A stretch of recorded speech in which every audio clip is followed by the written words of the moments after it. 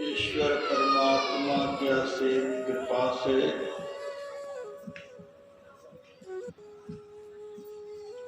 और यहाँ के धर्म प्रेमियों के सदप्रयास से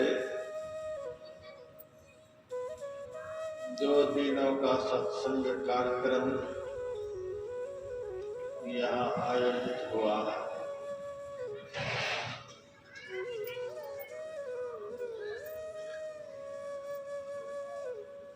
समाज के लिए यह कार्यक्रम बहुत आवश्यक है।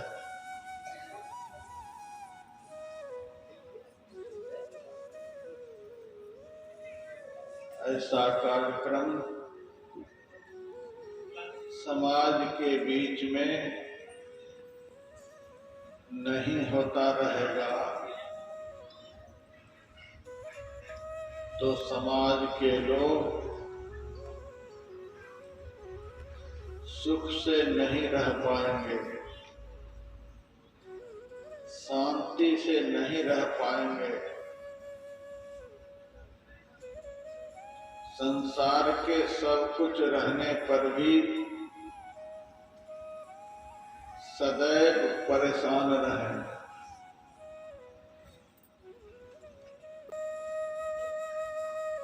क्यों?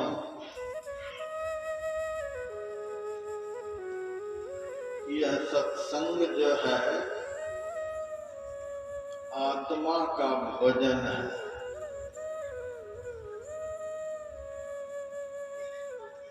आत्मा रोटी नहीं खाता है, मिठाई नहीं खाता है, दूध नहीं पीता है, किसी मकान में नहीं रहता है, कपड़े नहीं पहनता है। आत्मा को संसार के किसी भी पदार्थों की आवश्यकता नहीं। आत्मा को एकमात्र परमात्मा की आवश्यकता है।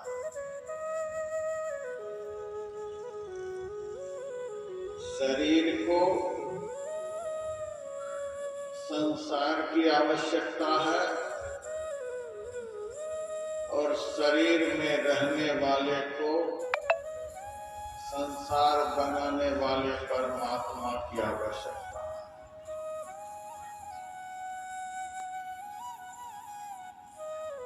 शरीर में रोटी नहीं दो, पानी नहीं दो, शरीर को कपड़े नहीं पहनाओ, ठंडी गर्मी की व्यवस्था नहीं करो, शरीर नहीं रहेगा, खत्म हो जाएगा। आत्मा को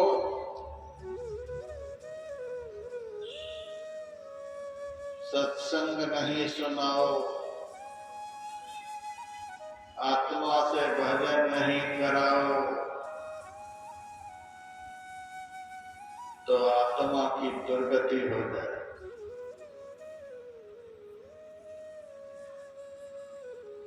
शरीर थोड़े दिनों के लिए है।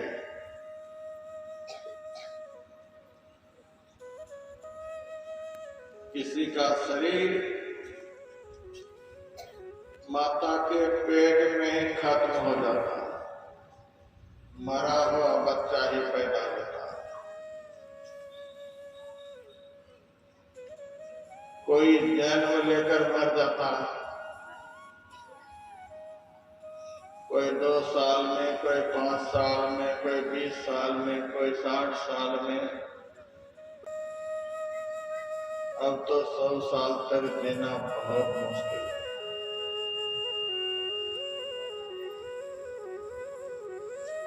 6-7 साल के बाद लगभग मैं इस गांव में आया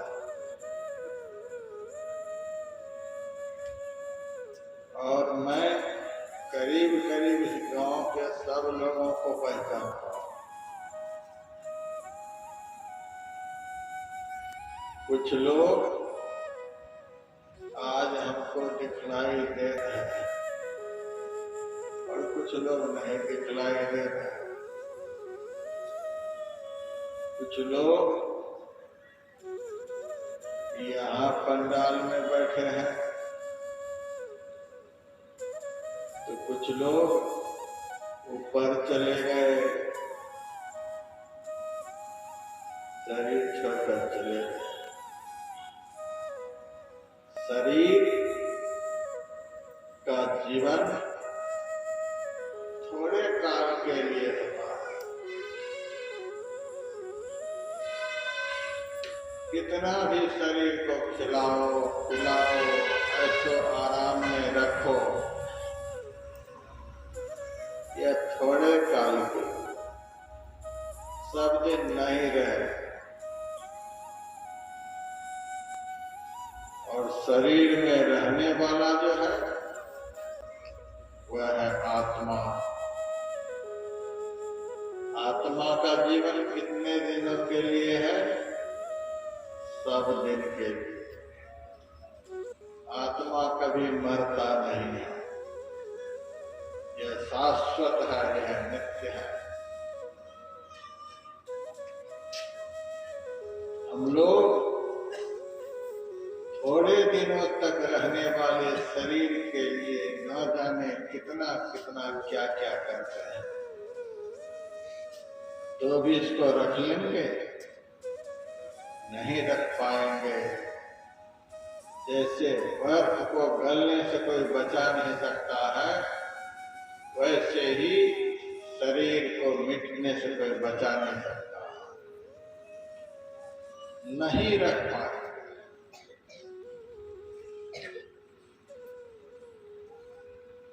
आप लोगों के पास कितने हाथ? लोग भी आए जिनके पास 20 हाथ थे, 200 हाथ वाले भी यहाँ हैं, 1000 हाथ वाले भी हैं।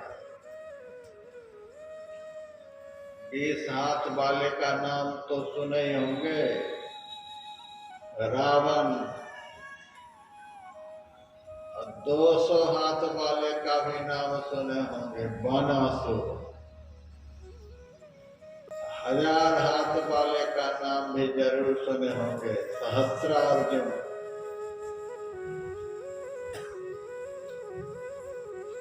20 हाथ वाले, 200 हाथ वाले, 1000 हाथ वाले भी इतने हाथों से इस शरीर में रहने वाले जीव को यहाँ से जाने से रोक नहीं पाया। उनका जीव भी यहाँ से निकल ही गया। हम लोगों के पास तो बस 2 ही हाथ है। इन 2 हाथों से कैसे इस आत्मा को जाने से रोक पाएंगे? न कोई MP MLA आत्मा को शरीर से जाने से रोक सकता है, न मुख्यमंत्री प्रधानमंत्री आत्मा को जाने से रोक सकता है, न कोई धनवान रोक सकता है, न कोई बलवान रोक सकता है। आत्मा को यहाँ से जाने से कोई नहीं रोक सकता। रोकने की ताकत एकमात्र परमात्मा में है, जिन्होंने आत्मा को प्रकट किया है, वे ही रोक सकते हैं। दूसरे कौन रोक सकते हैं? पहुंचे हुए संत सतगुरु रोक सकते हैं। उनकी दया हो जाएगी, मेहर हो जाएगा, तो परमात्मा से गुजारिश लगा देंगे कि महाराज कुछ दिनों तक और आत्मा को शरीर में रहने दो। संत सदगुरु की बात को परमात्मा भी नहीं टालते। संत सदगुरु परमात्मा से प्रार्थना करके कुछ दिनों के लिए शरीर में आत्मा को रख सकते हैं। अब परमात्मा जो सबसे बड़े ताकतवर है, जब तक चाहेंगे तब तक रखेंगे, हम लोग नहीं रख सकते। इस शरीर से एक दिन हम लोगों को जाना होगा।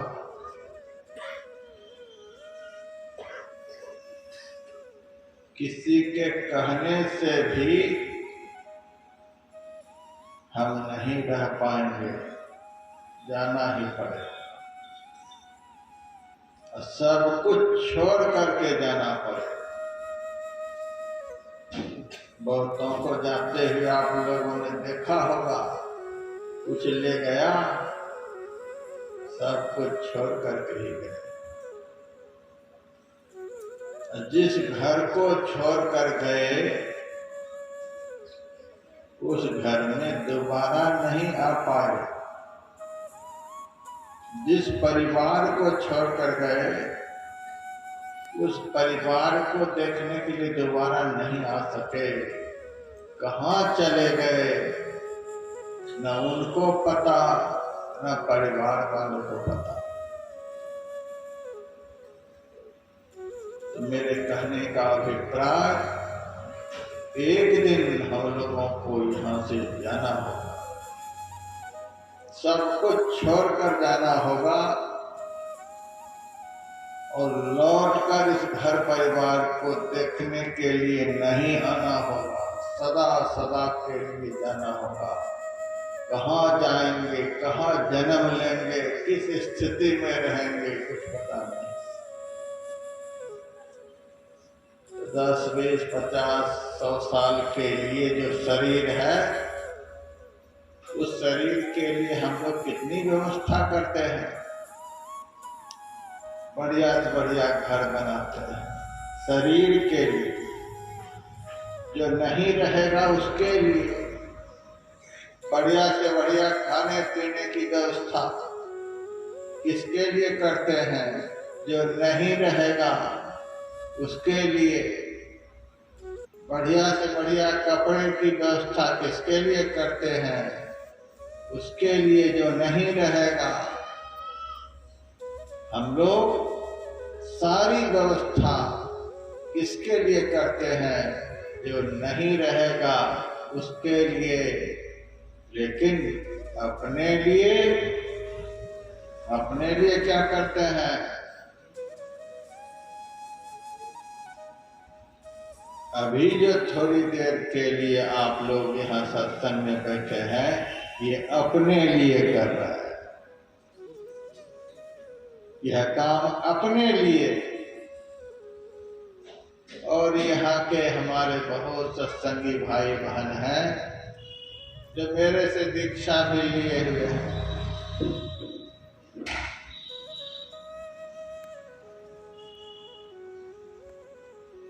दीक्षा लेकर घर में भी थोड़ा बहुत मेरे बताए हुए मंत्र का जप करते होंगे,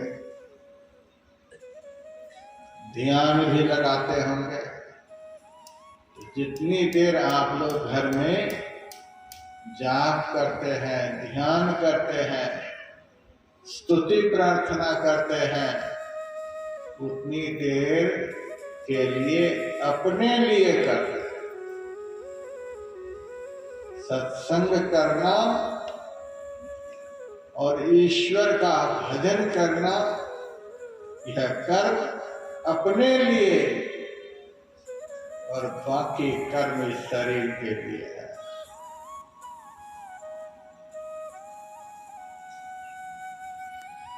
शरीर एक दिन खत्म हो जाएगा, मैंने बारंबार सुना है। लेकिन हम खत्म होने वाले नहीं हैं। अभी जो यहाँ आप लोग सत्संग कर रहे हैं, बहुत लोग घर में भी ध्यान भजन करते हैं। इस कर्म के करने से यहाँ भी आपको सुख मिलेगा और यहाँ से जाने के बाद जो लंबा जीवन है इस जीव का, वहाँ भी सुख मिलेगा। ध्यान करने से, सत्संग करने से इहलोक और परलोक दोनों सुखमय बनता है, दोनों कल्याणमय बनता है। यहाँ भी सुख मिलेगा, यहाँ से जाने के बाद का जो लंबा जीवन है, वहाँ भी सुख मिलेगा।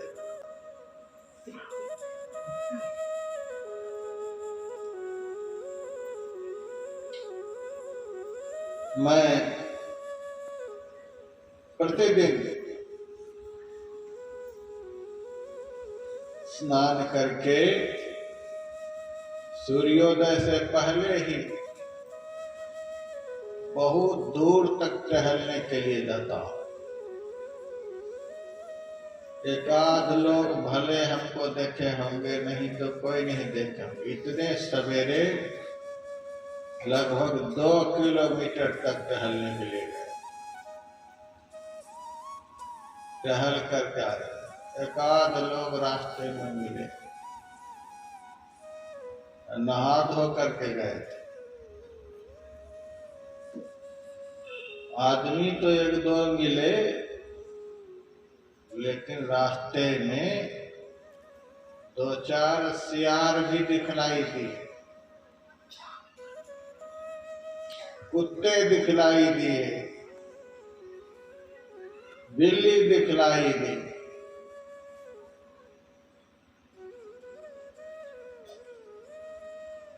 और किस कदर इस ठंड में वे सब के सब ठिठुर रहे थे, कह नहीं सकते। जैसे हम लोगों को ठंडी लगती है, वैसे उसको भी ठंडी लगती है।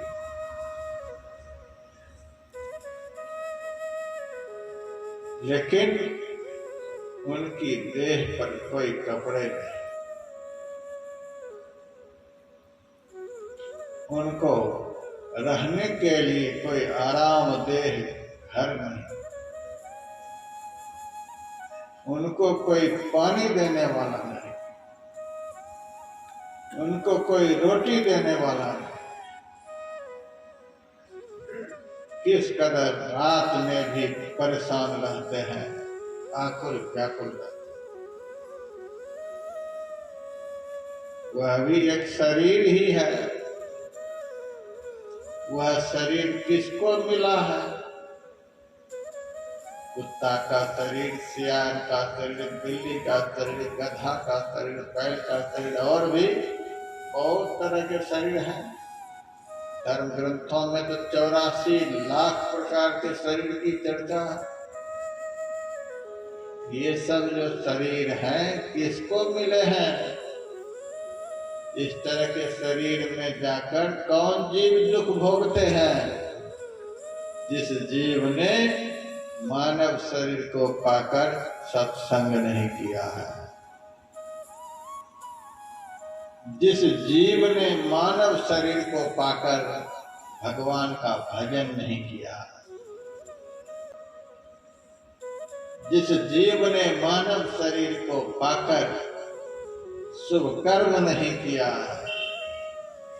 जिस जीव ने मानव शरीर को पाकर सत्कर्म नहीं किया, खाए पिए मौज उड़ाए, बस जैसे दुनिया में आए थे वैसे चले गए, कुछ नहीं कर पाए। भगवान कृष्ण ने अर्जुन से कहा था, यं यं वापि स्मरण भावम त्यजत्यन्ते कलेवरम तं तमैवैति कौन्तेय सदा तद्भाव भावितः। हे अर्जुन, अंत काल में, मरण काल में, मृत्यु काल में मनुष्य जो जो चिंतन करता है, जो जो सोचता है, अगले जन्म में वैसा वैसा ही वह होता है।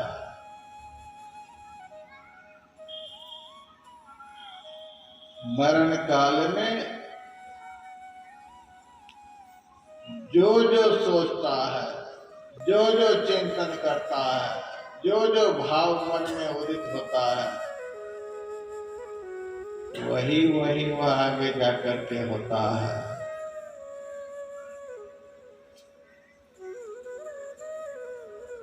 और भगवान शिव ने भी कहा, देहावसान समय चित्ते यद्यद् विभावे तत्तदेव भवेत् जीव इत्येव जन्म कारणम।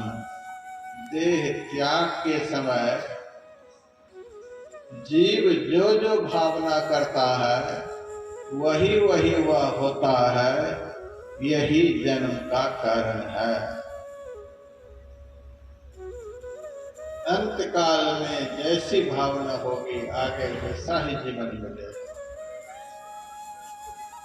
कुत्ता का शरीर जो किसी को मिला है, गधा का शरीर जो किसी को मिला है, बैल का शरीर जो किसी को मिला है, कैसे मिला है?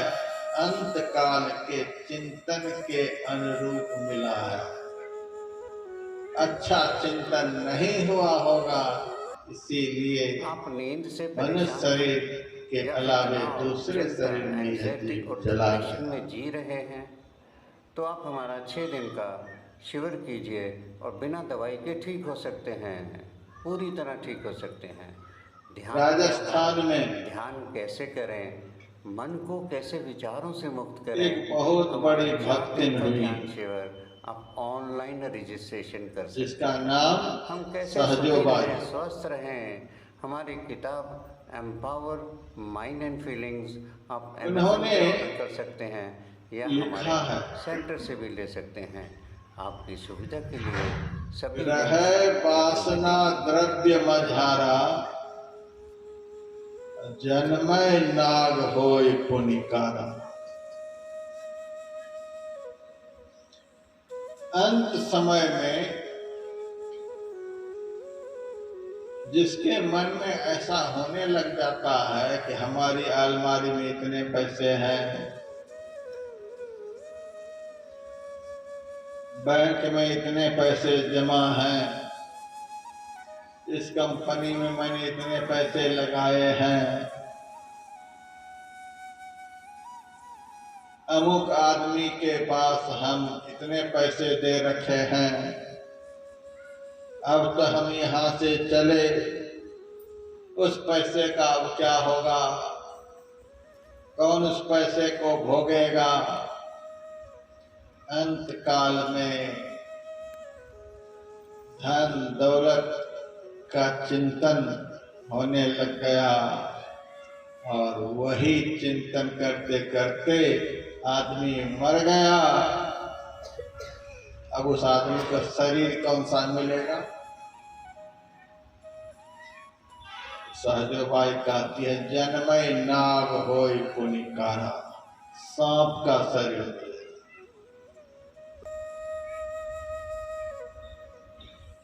आज जहाँ कहीं भी हम लोग सांप देखते हैं, उसको पकड़ कर घर में रखने का किसी के मन में होता है? डरते हैं, भयभीत होते हैं, बहुत लोग मार देते हैं, बहुत लोग भगा देते हैं, कितनी दुर्गति करते हैं। सांप का शरीर किस जीव को मिलता है? जो मरने के समय धन दौलत में अपने मन को लगा देता है। धन को कमाने के लिए आदमी न जाने कौन कौन सा कर्म करता है। सब तरह के छल प्रपंच धन कमाने के लिए आदमी करता है।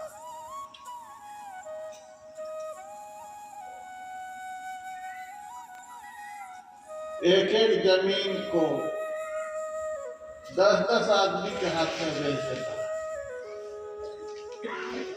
जिनके पास ज्यादा ताकत होती है वह उस जमीन को दखल कर पाता है। एक एक घर को कई एक के हाथ में बेच देता है। एक एक आदमी कई एक शादी कर लेता है। क्या क्या नहीं आदमी कर रहा है, कौन कौन सा कर्म नहीं आदमी कर रहा है, किसके लिए? धन के लिए। और उसी धन का चिंतन करता हुआ यदि शरीर पूरा हो गया, आगे शरीर कौन सा मिलेगा? सांप का। आप लोग यह नहीं सोचिएगा कि महाराज जी आए हैं हमको डरा धमका कर जेब गरम करने के लिए, सो बात नहीं है।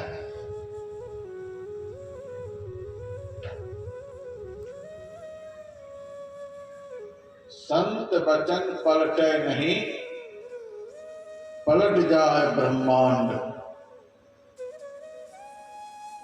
साधु संत महात्मा के मुंह से जो वचन निकलता है वह वचन टल नहीं सकता। वह वचन सदा सत्य होता है। हम इस मंच पर से संत की बात आप लोगों को सुना रहे हैं, रामायण गीता से भगवंत की बात सुना रहे हैं, ऋषि मुनि की बात को सुना रहे हैं। सबकी बात बदल सकती है, लेकिन संत भगवंत की बात बदल नहीं सकती, और होकर के रहेंगे। सहजोबाई बहुत बड़ी भक्तिन हुई थी। उनका वचन है, जो धन दौलत का चिंतन करता हुआ देह का त्याग करेगा, उसको सांप का शरीर मिलेगा। राज दरबार का चिंतन करता हुआ किसी का शरीर छूट जाएगा, हाथी का शरीर मिलेगा।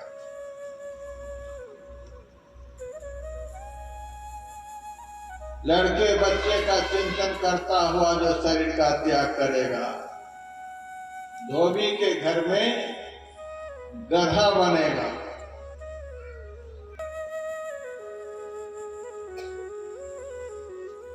जो पुरुष काम भाव से किसी नारी का चिंतन करता हुआ देह का त्याग करेगा, नीच घर में कुत्ता का शरीर प्राप्त करेगा।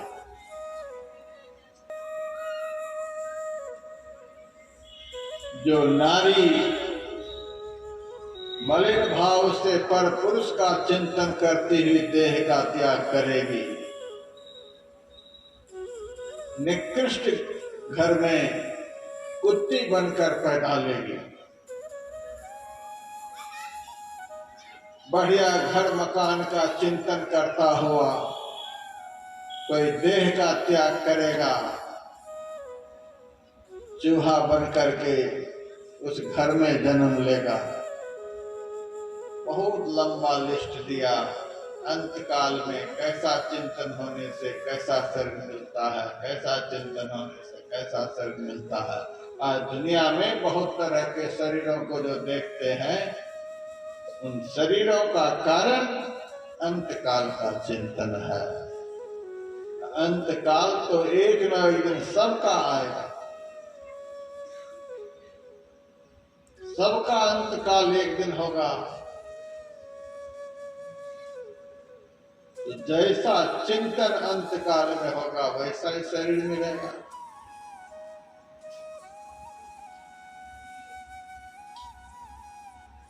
सहजोबाई से कुछ भक्तों ने पूछा कि बाई जी,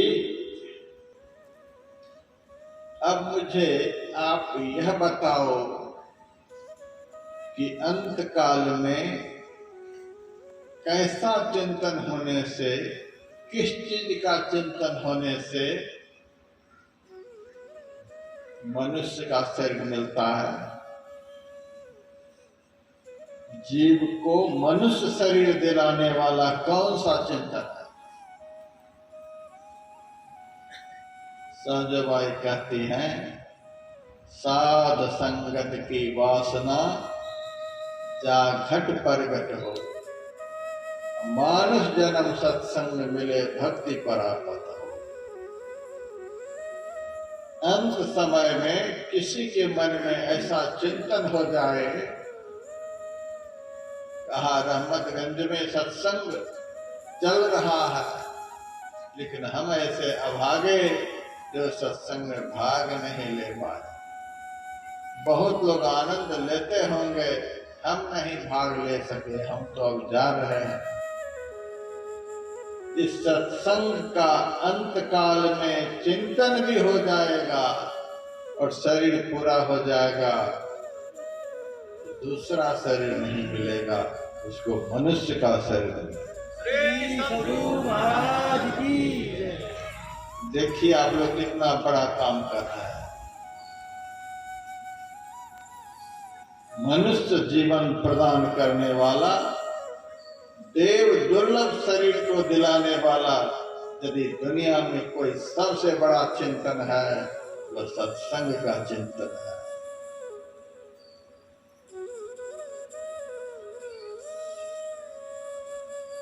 मानुष जन्म, सबसे पहले तो मनुष्य का शरीर मिले, फिर जिस चिंतन को लेकर देह त्याग किया वह सत्संग भी सुनने को मिलेगा। और सत्संग करना यथार्थ में परमात्मा का भजन करना ही है। सत्संग भी एक भजन ही है। प्रथम भगति संतन कर संगा, परमात्मा की भक्ति भी मिलेगी।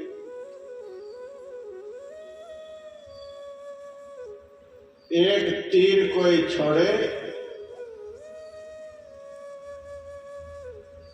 तो 10 के ऊपर उसका प्रहार नहीं हो सकता। जिसके ऊपर तीर छोड़ा जाएगा केवल वही घायल होगा। एक आदमी के ऊपर निशाना लगाएगा तो वही आदमी मरेगा। लेकिन सत्संग एक ऐसा कर्म है कि कर्म तो एक है लेकिन लाभ अनेक है। मनुष्य शरीर भी मिलेगा, सत्संग भी सुनने को मिलेगा, भगवान का भजन भी करने को मिलेगा, घर भी मिलेगा, लड़के बच्चे भी मिलेंगे, दुनिया का सब कुछ मिलेगा। कर्म एक, लाभ अनेक। अभी गुरु महाराज के वचन में आप लोगों ने सुना, नित्य प्रति सत्संग कर ले प्यारा, तेरा कार सरे सारा, तुम्हारा सब काम हो जाए। एक ही कर्म से सारे कर्म करने के फल मिलते हैं। ऐसा यह कर्म है।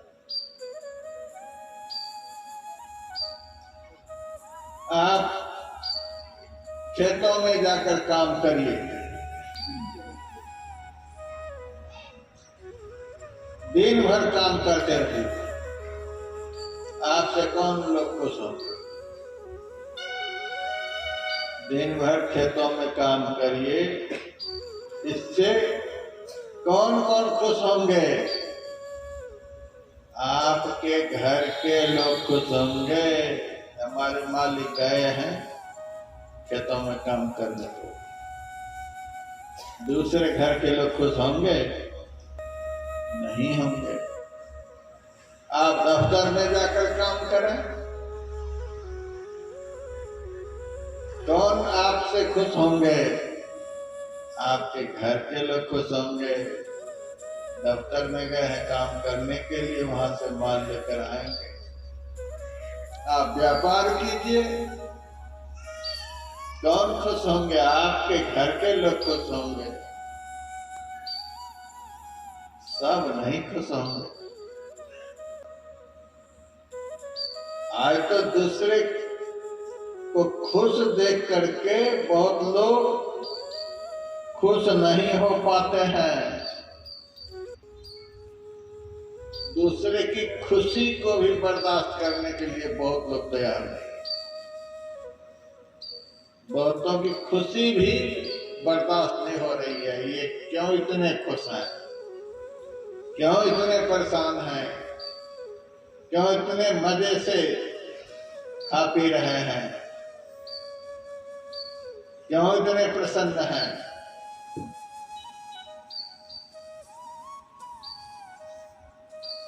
आप दुनिया का काम कीजिए, आपके घर के लोग खुश होंगे, सब नहीं खुश होंगे। और अभी जो आप लोग यहाँ बैठकर सत्संग कर रहे हैं,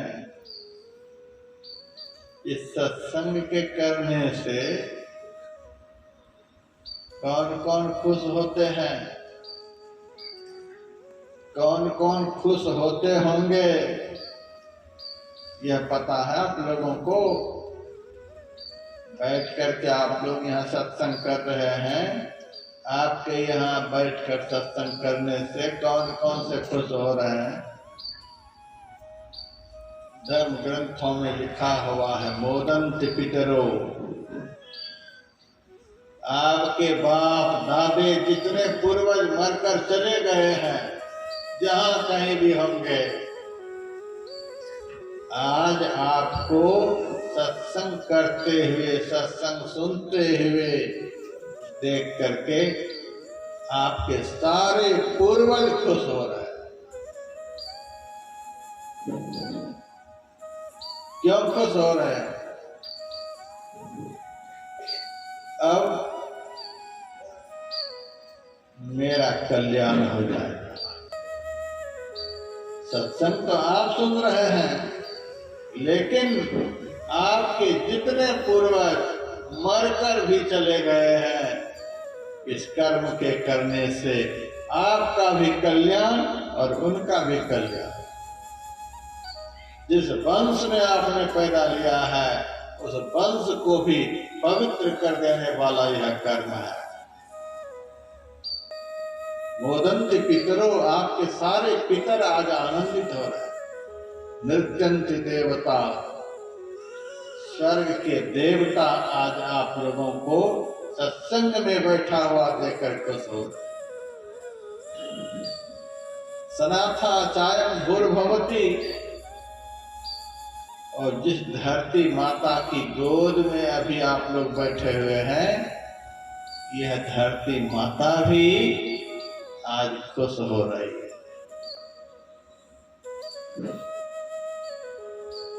राष्ट्रपति इस धरती पर बैठे,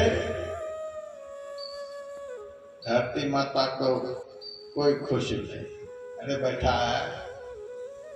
प्रधानमंत्री बैठे, मुख्यमंत्री बैठे, अनिल अंबानी, मुकेश अंबानी और भी बहुत बड़े बड़े धनवान हैं, वे भी बैठे। बड़े बड़े पहलवान आकर के बैठे, विद्वान आकर बैठे, गुणवान आकर के बैठे। धरती माता को कोई प्रसन्नता नहीं। लेकिन जो इस धरती पर बैठ करके संत का संग करते हैं, जो इस धरती पर बैठकर सत्संग वचन को सुनते हैं, उनसे यह धरती माता भी खुश हो जाती है। सनाथा चायम भोर भवती, ये धरती माता भी धन्य धन्य हो जाती है जो इनकी गोद में बैठकर सत्संग करते हैं। कितना बड़ा काम है जो अभी आप लोग करते हैं। पुराणों में ऐसा भी लिखा हुआ है, स्फोट यंत्र पितरो, आपके सारे पितर खुशी के मारे ताल ठोक रहे हैं। नृत्यंत च पिता महा, आपके दादे परदादे खुशी के मारे नाच रहे हैं पितर लोक में। क्या सोचकर, मद वंशे वैष्णवो जाता सौनस्त्राता भविष्यति, मेरे वंश में ऐसे सपूत पैदा लिए जिसके पुण्य से अब मेरा भी उद्धार हो जाएगा, मेरा भी कल्याण हो जाएगा। आपके पूर्वज, आपके पिता, स्वर्ग के देवता आज आपके इस कर्म से खुश होता है। देखिए यह कैसा कर्म है, आज सब खुश हो। दुनिया का कोई भी काम आप कीजिए, सब खुश नहीं होंगे, लेकिन सत्संग एक ऐसा कर्म है जिसके करने से धरती पर के लोग तो खुश होते ही हैं, आसमान वाले भी खुश होते हैं। हाँ, धरती पर के वे लोग खुश नहीं होते हैं जो लोग नहीं हैं, मनुष्य के रूप में राक्षस हैं। अच्छा काम करके, अच्छा काम को देख करके जो खुश नहीं हो, वो मनुष्य कहलाने का अधिकारी नहीं, वो मनुष्य के भेष में राक्षस है। देवता भी खुश हो रहे हैं, सब खुश हो रहे हैं और सबसे बढ़कर परमात्मा खुश हो रहे हैं। जिन्होंने हम लोगों को बनाया फिर परमात्मा खुश हो रहा है। इसी कर्म को देखकर, इसी कर्म को देखकर परमात्मा खुश होता है। इस बात से परमात्मा को खुशी होती है कि जिस कर्म को करने के लिए मैंने इनको मनुष्य का शरीर दिया, उस कर्म को कर रहा है।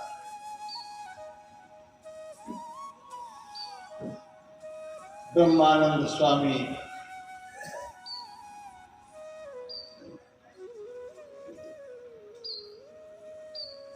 लिखते हैं, उधो मोहे संत सदा अति प्यारे।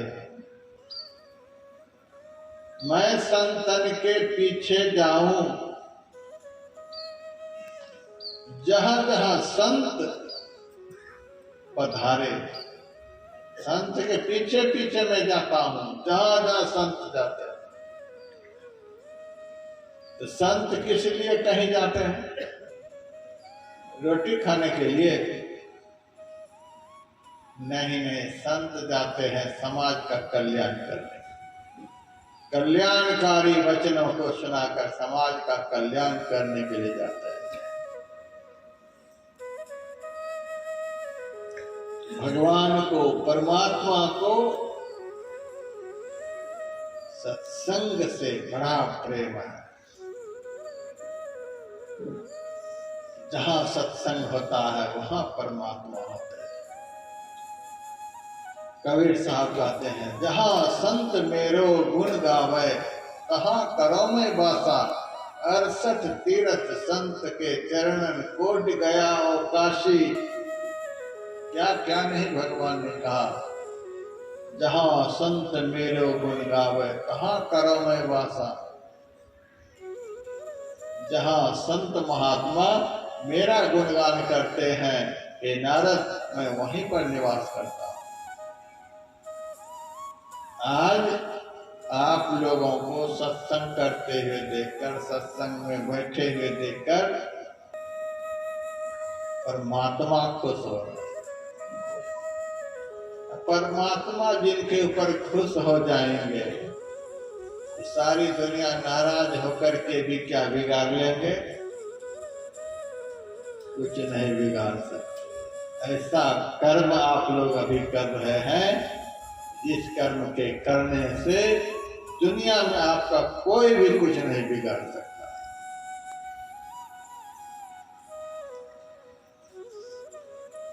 विधायक के साथ में जो बैठेगा, उसके ऊपर कोई हाथ चला सकता है?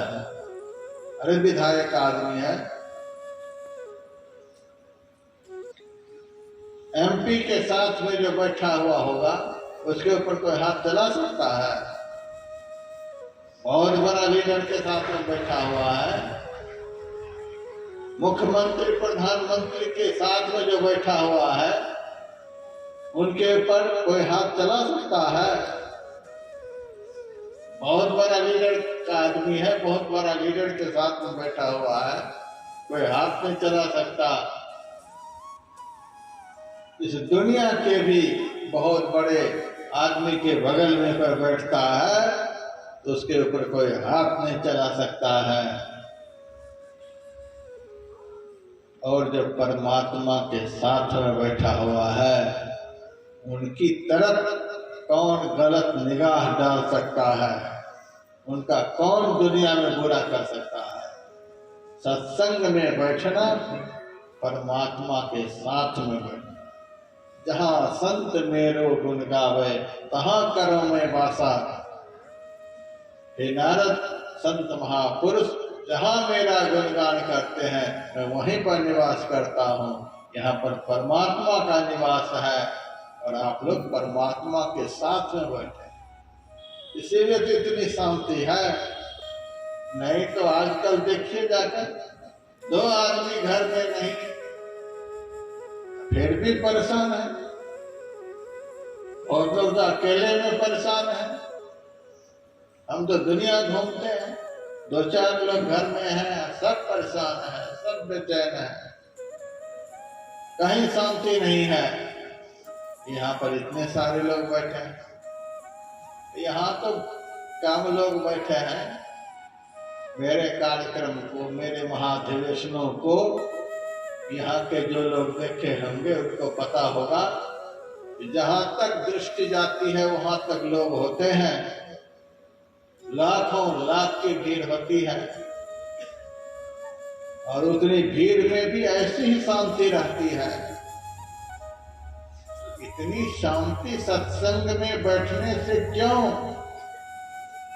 इसीलिए यहाँ परमात्मा का निवास है, यहाँ देवी देवता निवास कर रहे हैं, यहाँ सारे तीर्थ निवास कर रहे हैं। आप नींद से परेशान हैं। 68 तीर्थ संत के चरणन, संत के चरण में सारे तीर्थों का निवास होता है। शिविर कीजिए और बिना दवाई के ठीक हो सकते हैं। दास पलटू कहे बड़े दरबार में, इंद्र है कोटता भरे पानी। मन को कैसे विचार, संत के दरबार में करोड़ों इंद्र पानी भरते हैं। ऑनलाइन रजिस्ट्रेशन कर सकते। कोटि है विष्णु जहाँ कोटि से खड़े हैं, कोटि ब्रह्मा था कथय वाणी, कोटि आकाश पाताल फिर कोटि है, कोटि ब्रह्मांड सो कोटि ज्ञानी, कोटि देवी जहाँ खड़ी है चेड़िया, कोटि फन सहस्र मरम जानी। दास पर चुप है बड़े दरबार में, इंद्र है कोटि भरे पानी। यहाँ तो स्वर्ग के सारे देवी देवता बैठे थे, और सबको पैदा करने वाले परमात्मा भी यहाँ पर है। तो जहाँ परमात्मा विराजते हैं वहीं शांति विराजती है। इतने सारे लोग बैठे हैं तो भी आप लोग शांति में बैठे, और जैसे ही आरती खत्म होगी वैसे शांति खत्म हो जाएगी, हलचल शुरू हो जाएगा। घर पहुंचते पहुंचते फिर वही घोड़ा वही मैदान। क्या बात है यहाँ पर, इतनी शांति है। इससे सिद्ध हो रहा है, इतना जो मैं सुना रहा हूं इसका मतलब क्या है? इससे सिद्ध हो रहा है यही एक ऐसा कर्म दुनिया में है जिस कर्म के करने से जीवन में शांति आती है। यही एक ऐसा कर्म है जिस कर्म के करने से समाज में शांति की स्थापना होती है, वातावरण शांत होता है।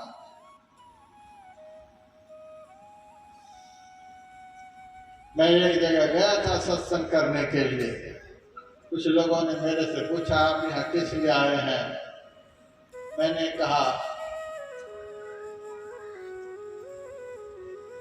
पहले तू बता कि अभी यहाँ की सरकार क्या अभियान चला रखी है। उन लोगों ने कहा अभी भी यहाँ की सरकार पोलियो उन्मूलन अभियान चला रखी है। कहा यहाँ की सरकार पोलियो उन्मूलन अभियान चला रखी है, हम भी कुछ अभियान चलाने के लिए यहाँ आए हैं। महाराज आप कौन सा अभियान चला रखे हैं? कौन सा अभियान आप चलाएंगे? मैंने कहा हम पाप उन्मूलन अभियान चलाएंगे। जहाँ सत्संग होता है वहाँ जड़ मूल से पाप उखड़ कर भाग जाता है। जहाँ सत्संग होगा वहाँ पाप रहने नहीं पाएगा। जहाँ पाप नहीं रहेगा वहाँ अशांति रह नहीं सकती है। अशांति वही होती है जहाँ पाप होता है। पाप करने में तो कुछ नहीं लगता है, लेकिन पाप जब हो जाता है तो शांति को खत्म कर देता है। यह सत्संग पाप उन्मूलन अभियान है, विकार उन्मूलन अभियान है, अशांति उन्मूलन अभियान है। जहाँ संत पहुँचेंगे वहाँ अशांति रह नहीं सकती है, वहाँ पाप रह नहीं सकता, वहाँ मनोविकार ठहर नहीं सकता है। उसी का परिणाम है यहाँ सब शांति से बैठे हैं, किसी के मन में कोई पाप वासना उत्पन्न नहीं हो रही है, सबका मन पवित्र है, सबका दिल साफ है, सबका विचार पवित्र है। कितना यह पवित्रतम कर्म है, इससे बढ़कर पवित्रतम कर्म नहीं हो सकता है। और परमात्मा के साथ में बैठने का लाभ,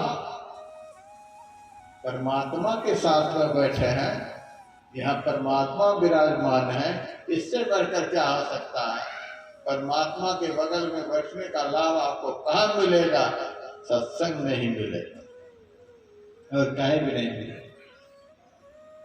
और यहाँ आदमी के जीवन में भी परिवर्तन आता है।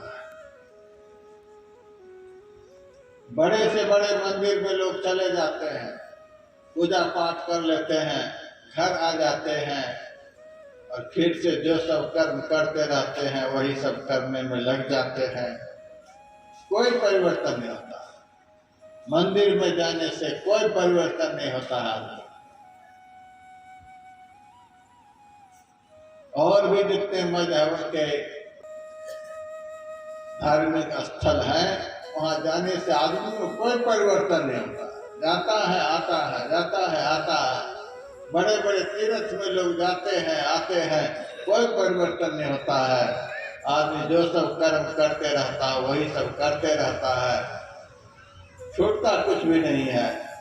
लेकिन यह सत्संग इतना बड़ा शुभ कर्म है, इतना बड़ा सत्कर्म है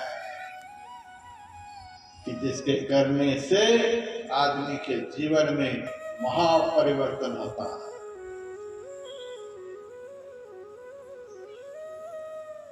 झूठ बोलने वाले का झूठ कम हो जाता है, चोरी करने वाले का चोरी कम हो जाती है, नशा पीने वाले का नशा खत्म हो जाता है, हिंसा करने वाले की हिंसा खत्म हो जाती है, व्यभिचारियों का व्यभिचार खत्म हो जाता है, निंदा चुगली करने वाले की निंदा चुगली खत्म हो जाती है। दुनिया में कहीं जाने से ऐसा हो सकता है? अमोघ परिवर्तन होता है सत्संग करने से। कुछ वर्ष पहले मेरा कार्यक्रम मुंबई में चल रहा था। मैं अपने निवास स्थान पर से मंच के लिए जा रहा था। रास्ते में बहुत सारे लोग बैंक के सामने लाइन में खड़े थे। लोगों से मैंने पूछा, किस लिए तुम लोग खड़े हो? नोट बदलने के लिए खड़े हैं। उसी साल 1000 और 500 के नोट बंद हो गए थे। 50 दिन का समय दिया गया था नोट बदलने के लिए। सब लोग लाइन में लगे हुए। मैंने कहा बैंक खुलेंगे 10 बजे, 8 बजे से क्यों खड़े हैं? अरे महाराज पता नहीं बैंक में पैसे रहेंगे कि नहीं रहेंगे, बाद में जवाब दे देंगे कि अब नहीं बचे पैसे, कल आ जाना। मैंने कहा 50 दिन के समय है, अभी तो 5-7 दिन ही हुए हैं, बदल लेना। 1500 के नोट बदलने के लिए मनुष्य के मन में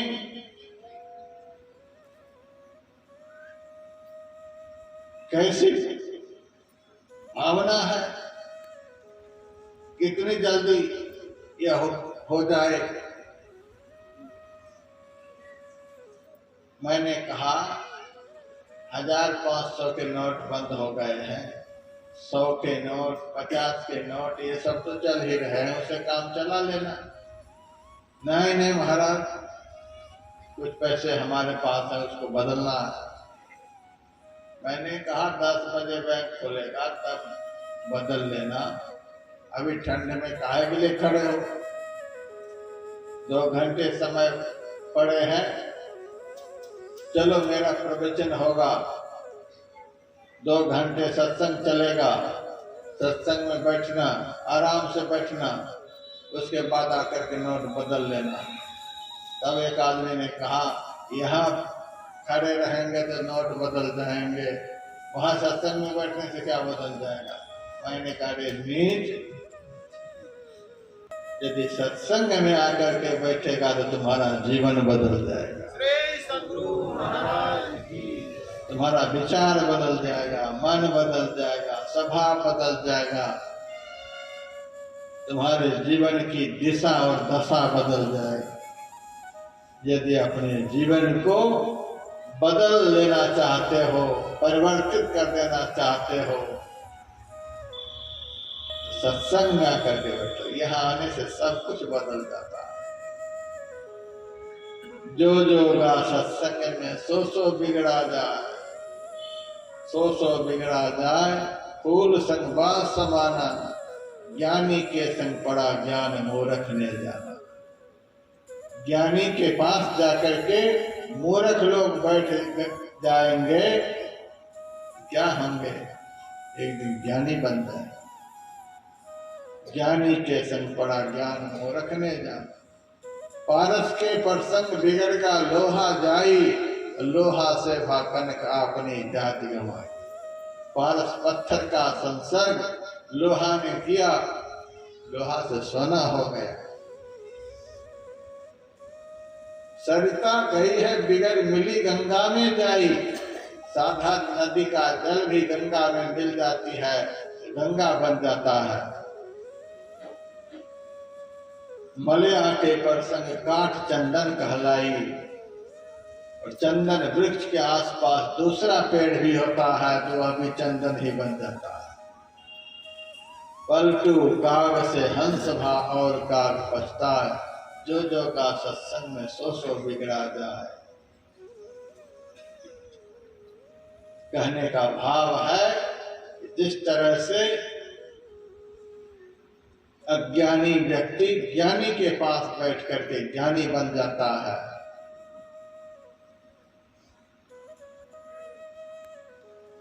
पारस पत्थर का संस्पर्श पाकर के लोहा सोना बन जाता है। गंगा का संग करके सामान्य जल भी गंगा बन जाता है। साधारण पेड़ भी चंदन वृक्ष का संस्पर्श पाकर के चंदन बन जाता है। उसी प्रकार साधु संत महात्मा का संग करने वाला एक दिन संतत्व को प्राप्त कर लेता है, शांति को प्राप्त कर लेता है। यह बहुत बड़ा काम है, लेकिन यह बहुत बड़ा काम सब नहीं कर सकता। घटिया काम तो सब कर लेगा, लेकिन बहुत बड़ा काम बहुत बड़ा आदमी ही कर सकता है। महिमा तो सत्संग की बहुत है, मैंने बहुत कुछ सुनाया आप लोगों को। ये बहुत बड़ा काम है। भगवान के साथ में बैठना कोई साधारण बात है? अपने जीवन और जन्म को सफल बना लेने वाला कर्म कोई साधारण कर्म है? बहुत बड़ा कर्म है जो अभी आप लोग कर रहे हैं। लेकिन इस कर्म को सब नहीं कर सकते। अति हरि कृपा जाहि पर होई, पाँव दे यही मार्ग सोई। जिनके ऊपर ईश्वर की बहुत बड़ी कृपा होती है, वही आदमी इस रास्ते पर पैर रख सकता है। देहरादून में बहुत बड़ा बड़ा स्कूल है। उस स्कूल में हमने ऐसा सुना है, राजीव गांधी भी पढ़े हैं और भी बड़े बड़े लीडर पढ़े हैं, लीडर के बच्चे पढ़ते हैं। आप लोग चाहेंगे अपने बच्चे को दोनों स्कूल में पढ़ाने के लिए, सिर पीट के मर जाएंगे, नहीं एडमिशन होगा। बच्चे का तो इंटरव्यू लेते ही हैं, बच्चे के माँ बाप के भी इंटरव्यू, पूरे बच्चे के बैकग्राउंड का हुलिया लिया जाता है। इसके माँ बाप कैसे हैं, इसके माँ बाप क्या सब काम करते हैं, बहुत बातें होती हैं, तब कहीं किसी बच्चे का एडमिशन होता है। भारत का प्रसिद्ध स्कूल में से दून स्कूल है, सबके बच्चे इस स्कूल में पढ़ नहीं पाते। ऐसे ही कोई बड़े लीडर के बच्चे होते हैं, बड़े ऑफिसर्स के बच्चे होते हैं, जिस बच्चे का संस्कार और जिस बच्चे के बैकग्राउंड अच्छे होते हैं वे ही एडमिशन करा पाते हैं, वे ही उस स्कूल में पढ़ पाते हैं। सब नहीं पढ़ सकते, पैसे रहने पर भी सबका एडमिशन नहीं हो सकता है। जैसे दून स्कूल में अपने बच्चे को सब नहीं पढ़ा सकते, जितनी योग्यता होनी चाहिए उतनी योग्यता होने पर ही कोई उसमें अपना एडमिशन करवा सकता है। उसी तरह से सत्संग में भी आकर सब कोई नहीं बैठ सकते, यहाँ का सब नहीं बैठ सकते। रोड पर 2-3 जगह मैंने देखा फ्लैक्स लगा हुआ है, बैनर टंगा हुआ है, कई एक जगह पोस्टर भी सटे हुए हैं। बहुत लोग आ रहे हैं, जा रहे हैं, देख रहे हैं, पढ़ रहे हैं, कहाँ सब आ पाते हैं। बहुत बड़ा काम है, बहुत बड़ा काम सब आदमी कैसे कर लेगा? जो बहुत बड़ा आदमी होगा वही बहुत बड़ा काम करेगा। तात मिले, पूर्णिमात मिले, सुत भ्रात मिले, जिपति सुखदाई, राज मिले, गजबाज मिले, सब साज मिले, मन वांछित पाई, लोक मिले, सुरलोक मिले, विजलोक मिले, वैकुंठ जाई, सुंदर और मिले सभी सुख, संत समागम दुर्लभ भाई। यह काम बहुत दुर्लभ है, सब कोई नहीं कर सकता है। भाग्यो दैन बहुजन समर्दिते न सत्संगमं लभते पुरुषो दावे। बहुत जन्मों का सोया हुआ भाग्य जिनका जागृत होता है, बहुत जन्मों का सोया हुआ भाग्य जिनका उदय होता है, वही यहाँ आकर बैठ सकता है। बहुत बड़ा काम है, सब आदमी कैसे कर लेगा? जैसे दून स्कूल में सब अपने बच्चे को पढ़ा नहीं सकता है, उसी तरह से इस सत्संग में सब जाकर सुन नहीं सकता है, बैठ नहीं सकता। बहुत लोग आएगा भी तो चला जाएगा, उसका मन ही नहीं लगेगा। क्या सब सुनाया जा रहा है, क्या सब सुनाया जा रहा है, खेती की बात नहीं करते, नौकरी की बात नहीं करते, क्या सब सुना रहे हैं। सब नहीं बैठ सकते, सब नहीं सुन सकते, और सुन करके सब इस रास्ते पर चल नहीं सकते। बहुत बड़ा काम बहुत बड़ा आदमी ही कर सकता। बहुत बड़ा आदमी हम उसी को कहते हैं जिनके ऊपर ईश्वर की कृपा है, दया है। ईश्वर की कृपा दया जिस जीव के ऊपर हो जाती है, वही जीव अपने परम कल्याण के लिए सत्संग का सहारा लेता है, सत्संग सुनता है, सत्संग में आकर के बैठता है। ये दुनिया का बहुत बड़ा काम है, बहुत पुण्य चाहिए, बहुत बड़ा भाग्य चाहिए, ईश्वर की दया करुणा चाहिए, तब इस कर्म को कोई कर सकता है। थोड़े लोग हैं, लेकिन पूरे गांव के लोग तो लगता है जमा हो ही गए हैं, और भी कई गांव के लोग आए हुए हैं, थोड़े कहाँ। बहुत बड़ा काम कर रहे हैं आप लोगों के ऊपर ईश्वर की कृपा है, दया है।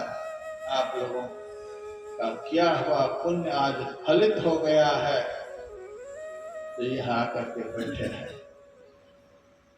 और 3 टाइम बैठना है। 2 बजे से भजन कीर्तन आज होगा,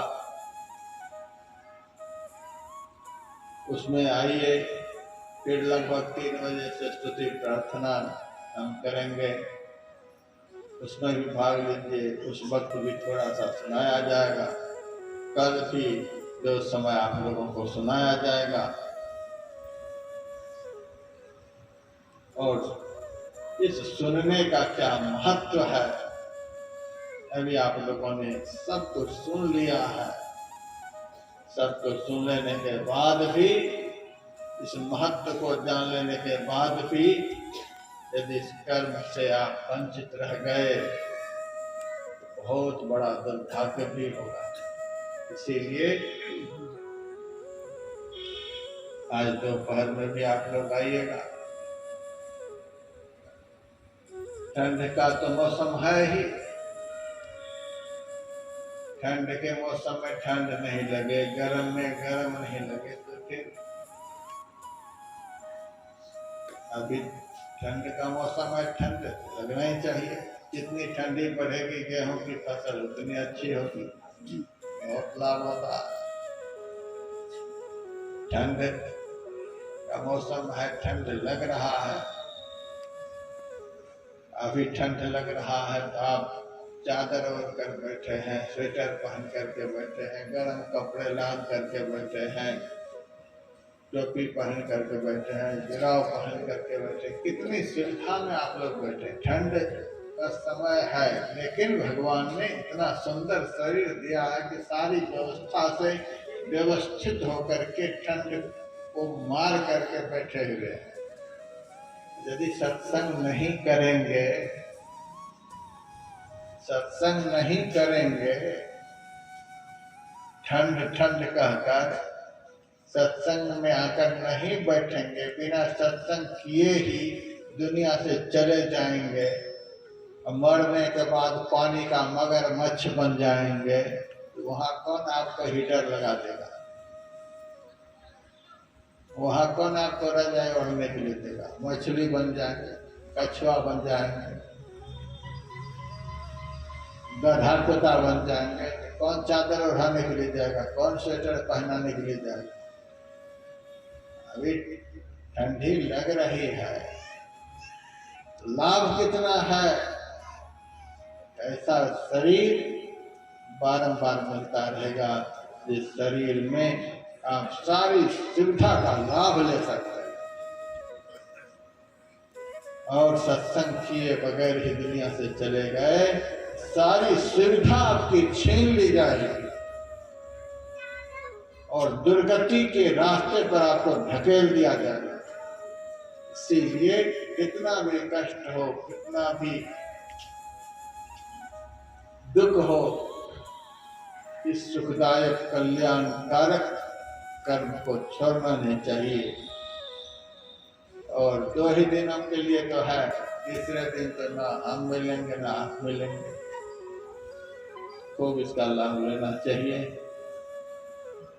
गौरव जी बैठा हुआ है, भजन दिन से सुन ही लो, फिर तो आरती करते हैं, फिर अभी का सत्र समाप्त होगा। जय गुरु।